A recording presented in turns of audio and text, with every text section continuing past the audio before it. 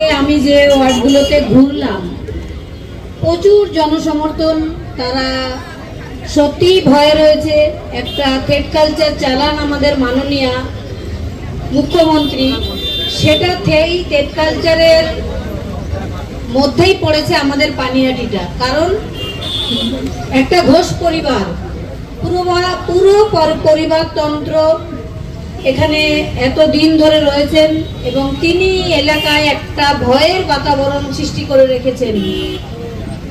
সেটা আমরা দেখেছিলাম আমার মেয়ের যেদিন 9 তারিখ, উনি এবং সোমনাথ দে এখনকার চেয়ারম্যান এবং সঞ্জীব মুখার্জি কিভাবে অনিয়ম করে বাবা মাদের তো অনুভূতি প্রবণ দ্রুত আমার মেয়েকে নিয়ে চুল্লিতে ঢুকিয়ে দিয়ে ওয়েলডান বয় বলেছিলেন। এটাও থ্রেড কালচারেরই একটা অংশ এবং আমার মেয়ের মৃত্যুর যে আমরা বিচার পাওয়ার, সেটা যাতে আমরা না পাই, তদন্ত তথ্য প্রমাণ লোপাটের, এটাও একটা পার্ট। তো আপনারা সবাই জানেন, কিন্তু আমি আজকে যেটা বলবো, মেয়ের বিচার আমার আদালতেই হবে। আপনারা আমাকে ভোট দেবেন না, আপনারা নিজেদের দাবি তুলে ধরবেন। আমি জিতলে পানিহাটি জিতবে, পানিহাটি জিতবে মানে গোটা পশ্চিমবঙ্গ জিতবে। এই পশ্চিমবঙ্গকে উৎখাত করা, পশ্চিমবঙ্গের যে তৃণমূল মন্ত্রী আমাদের মাননীয়া, তিনি যে থ্রেড কালচার চালান, প্রত্যেকটা মেডিকেল কলেজে, শিক্ষা দপ্তরগুলোতে, স্বাস্থ্য দপ্তরগুলোতে সমস্ত থ্রেড কালচার চলে। আর আমার মেয়ের মৃত্যু সেই থ্রেড কালচারের জন্যই হয়েছে, সেই দুর্নীতির জন্যই হয়েছে। আমার মেয়ে যে দুর্নীতির পেন্ডুলামের একটা বাক্স খুলে দিয়ে গেছে, তার সেই দুর্নীতি আমি দমন করব।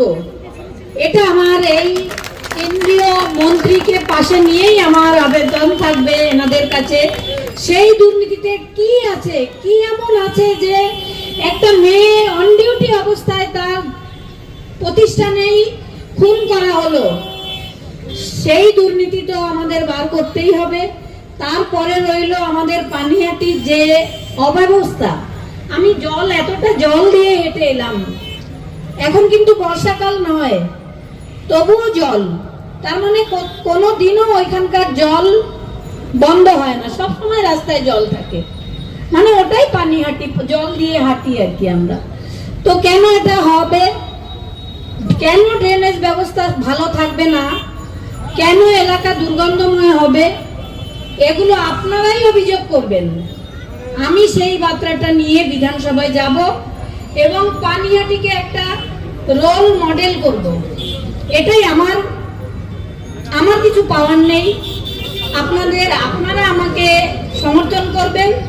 আমার দেওয়ার আছে অনেক কিছু আপনাদের দেওয়ার আছে, কিন্তু আমি আমার মেয়েকে হারিয়ে ঘরে আমার কিছুই পাওয়ার নেই। কারণ মেয়ে যা রেখে গেছে তা দিয়ে আমরা বেঁচে থাকতে পারবো, কিন্তু সাধারণ মানুষের এই যে দুর্দশা, তার জন্যই আমার লড়াই। মেয়ের বিচার আদালত থেকে আমি পাবই, কিন্তু আপনারা যারা দুর্দশাগ্রস্ত, আপনাদের কথাটা আমি যেন বিধানসভায় পৌঁছাতে পারি, তার জন্য আপনারা আমার হাতটা শক্ত করবেন আপনাদের ভালোবাসা দিয়ে। আপনাদের আমি কৃতজ্ঞ থাকবো। তবে ভয় পাবেন না, একদম ভয়কে জয় করতে হবে আমাদের, তবেই আমাদের সফলতা আসবে। নমস্কার সবাইকে, ধন্যবাদ।